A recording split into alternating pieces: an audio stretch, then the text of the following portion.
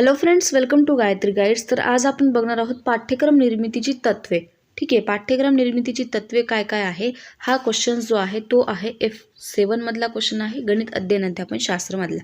ठीक आहे, तर इम्पॉर्टंट आहे, बघायचं आहे. 2 मार्क्ससाठी तुम्हाला विचारले जाऊ शकतात पाठ्यक्रम रचनेच्या किंवा मग पाठ्यक्रम निर्मितीची तत्वे. तर सगळ्यात पहिला आहे उद्दिष्टांची निश्चितता. म्हणजे काय की पाठ्यक्रम तयार करताना गणित अध्यापनाची जी काही सर्वसामान्य उद्दिष्ट असतात त्या वर्गाची विशिष्ट उद्दिष्टे निश्चित केली पाहिजे आणि ती पाठ्यक्रमात नमूद केलेली पाहिजे. ठीक आहे, म्हणजे पाठ्यक्रमाची जी काही विविध उद्दिष्टे असणार आहे त्यांची निश्चितता वर्गामध्ये विशिष्ट उद्दिष्ट निश्चित केलेली असायला हवी आणि ती पाठ्यक्रमामध्ये नमूद केलेली असायला हवी. सेकंड आहे विद्यार्थी केंद्रित असायला हवा. पाठ्यक्रम आपला कसा असायला हवा?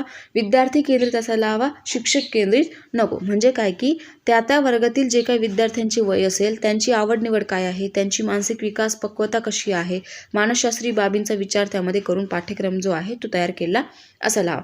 तो कंटाळवाना बोजड पाठ्यक्रम असू नये. म्हणजे सपोज तुम्ही दुसरीचा विद्यार्थी आहे आणि त्याला खूप जास्त मोठी एखादी कन्सेप्ट त्यामध्ये दिलेली असेल त्याच्या पुस्तकामध्ये, तर तो काय होईल? कंटाळावाना होईल आणि बोजड वाटेल. त्यामुळे इयत्ता सेकंड इयरसाठी म्हणजे दुसरीच्या विद्यार्थ्यांसाठी तुम्ही काय करू शकतात? गुणाकार असेल, भागाकार असेल, ठीक आहे, तिथे तुम्ही क्षेत्रफळ काढायला देऊ शकतात का? डायरेक्ट नाही. त्यामुळे तो काय आहे? विद्यार्थी केंद्रित पाठ्यक्रम असायला हवा. नंतर आहे घटकांची मांडणी. मग मूर्ताकडून अमूर्ताकडे, ज्ञाताकडून अज्ञाताकडे, सोप्याकडून कठीणाकडे या सूत्रांचा वापर करून घटनांची मांडणी जी असते ती केलेली असायला हवी. कठीण किंवा गुंतागुंतीचा अभ्यास खालच्या वर्गात ठेवू नये. ठीक आहे, म्हणजे काय की घटकांची जी मांडणी आहे, आपले जे काही सूत्र असणार आहे त्या सूत्रानुसार घटकांची मांडणी असायला हवी. कठीण आणि गुंतागुंतीचा अभ्यास त्यामध्ये द्यायचा नाही. म्हणजे त्यांचं जे काही इयत्ता 4थी पर्यंत तर तुम्ही त्यांना कोणत्याही प्रकारचं क्षेत्रफळ परिमाप जे आहे ते काढायला देऊ शकत नाही. फक्त त्यांचे जे काही बाजू वगैरे असतील, त्यांचे गुणधर्म वगैरे असतील ते तुम्ही काय करू शकतात? म्हणजे रेडियस असेल सर्कलचं तर रेडियस काय आहे, डायमीटर काय आहे, ह्या गोष्टी तिथे तुम्हाला सांगायच्या आहे. याच्यापेक्षा बोजड काय आहे, कठीण अभ्यास, गुंतागुंतीचा अभ्यास इथे देऊ शकत नाही. नंतर आहे मांडणी पद्धत. मग पाठ्यक्रमाची जी मांडणी आहे ती करताना विद्यार्थ्यांचं वय जे आहे, पक्वता, क्षमता लक्षात घेऊन घटक पद्धत, रेषीय पद्धत आणि समकेंद्री पद्धत यापैकी योग्य पद्धतीचा वापर तिथे करायचा आहे. ठीक आहे, मग सपोज तुम्हाला विचारलं आहे इयत्ता 6वीसाठी किंवा 5वीच्या विद्यार्थ्यांसाठी एखाद्या घटकाची मांडणी करायची आहे, तर तो कोणती पद्धत उपयोगी आहे किंवा मग प्राथमिक लेवलसाठी कोणती पद्धत उपयोगी आहे, हा जो क्वेश्चन आहे 4 मार्क्ससाठी जुलैचा पेपर झाला त्यामध्ये विचारला गेलेला होता. तर त्याचं आन्सर होतं समकेंद्री पद्धत. समकेंद्री पद्धतीमध्ये काय होतं? तुमचा जो काही सेंटर आहे तो एकच ठेवला जातो, परंतु त्याची व्याप्ती जी आहे ती वाढवलेली असते. म्हणजे ही जी पद्धत आहे ती प्रायमरी लेवलसाठी गरजेची आहे किंवा मग ही जी पद्धत आहे ती उपयोगी असते. ठीक आहे, नेक्स्ट आहे गणित शाखांचा समावेश. म्हणजे काय की गणिताच्या अंकगणित असेल, बीजगणित, भूमिती, संख्याशास्त्र इत्यादी शाखा आहेत. तसेच कोणत्या शाखांचा कोणत्या इयत्तेत समावेश करावा, यांचं जे काही कोणत्या शाखांचा सखोल अभ्यास त्यामध्ये करायचा आहे हे पाठ्यक्रम तयार करताना ठरवावे लागणार आहे. ठीक आहे, म्हणजे जे तुम्ही विषय शिकवताय त्यामध्ये कोणत्या शाखांचा अभ्यास द्यायचा आहे हे त्यामध्ये ठरवायचं आहे. नंतर आहे शाखांतर्गत समन्वय.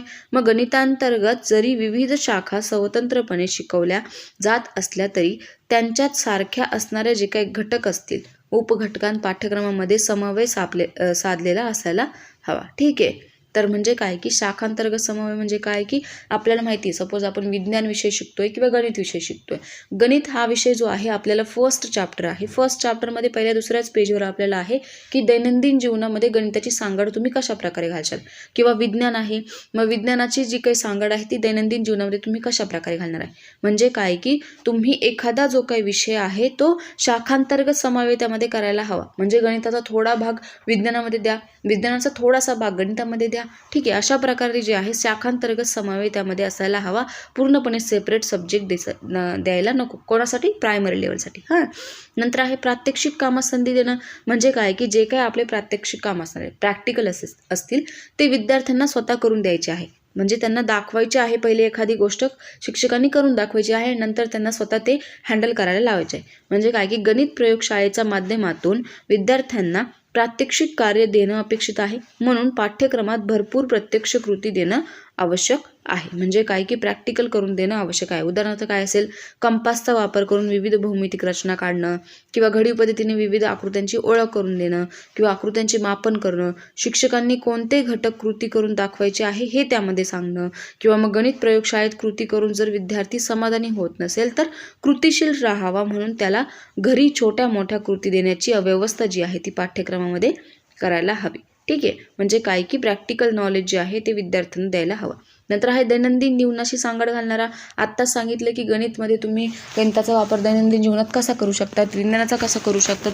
अशा प्रकारे जे आहे पाठ्यक्रम जो आहे तो बराचसा भाग काय आहे विद्यार्थ्यांच्या दैनंदिन जीवनाशी संबंधित असायला हवा. तसेच पाठ्यक्रमातील नोंदवलेली जी काय उदाहरणे असतील ती दररोजच्या जीवनात अनुभवली जाणारी असायला हवी. म्हणजे काय की जे एक्झाम्पल आहे, फॉर एक्झाम्पल बेरीज वजाबाकी जे आहे ते आपण दररोजच्या लाईफमध्ये यूज करणारे एक्झाम्पल तिथे असायला हवे. कोणासाठी? प्रायमरी लेवलसाठी. नंतर आहे वेळेत पूर्ण होणारा असायला हवा. म्हणजे काय की गणिताचा जो काही विषय आहे तो प्रत्येक इयत्तेप्रमाणे किती तास एका वर्षभरात ठेवायचे आहे किंवा हे पाहून जो आहे तो पाठ्यक्रम तयार करायला हवा. उपलब्ध वेळेत तो पूर्ण व्हायला हवा. तसेच वेळेचा जो काही विचार आहे तो करताना कृतीस लागणारा वेळही लक्षात घ्यायला हवा. म्हणजे काय की एखादी कृती म्हणजे एखाद्या चॅप्टरला तुम्हाला 10 दिवस लागणार आहे किंवा 5 दिवस लागणार आहे तर त्या गोष्टीसुद्धा तिथे लक्षात घ्यायला हव्या. ठीक आहे. नंतर आहे लवचिकता असायला हवी. मग इयत्तेनुसार तयार केलेला जो काही पाठ्यक्रम आहे यामध्ये समाजाच्या व राष्ट्राच्या गरजा विचारात घेतलेल्या असाव्यात. ठीक आहे. म्हणजे समाजाच्या ज्या काही गरजा आहे आणि राष्ट्राच्या गरजा विचारात घेतलेल्या असाव्या.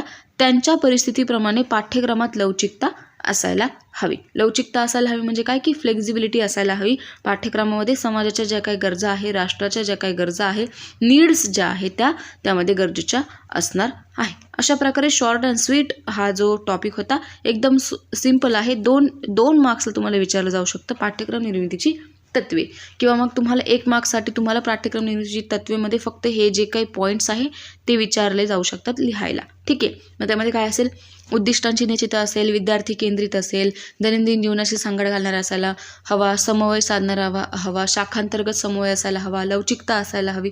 अशा प्रकारे जे काय आहे तुम्हाला 4 ते 5 पॉईंट तिथे तुम्हाला लिहायचे आहे. ठीक. अशा प्रकारे शॉर्ट अँड स्वीट व्हिडिओ होता. व्हिडिओ आवडला असेल तर लाईक, शेअर, सबस्क्राईब करायचं आहे. भेटूया परत पुढच्या एखाद्या व्हिडिओमध्ये. Bye bye. Take care.